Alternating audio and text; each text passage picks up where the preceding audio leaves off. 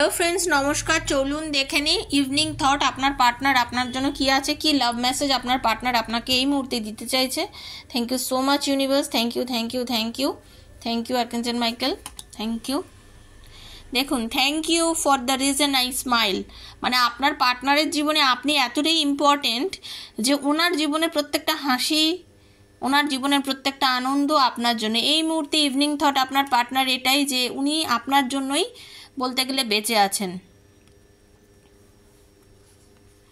উনি সত্যি জানতে চান, উনি জানেন না যে আপনি কি ফিল করেন ওনাকে নিয়ে। হ্যাঁ, উনি নিজেকে ইনকমপ্লিট মনে করেন, আপনাকে ছাড়া আপনার পার্টনার ইনকমপ্লিট মনে করে নিজেকে নিয়ে।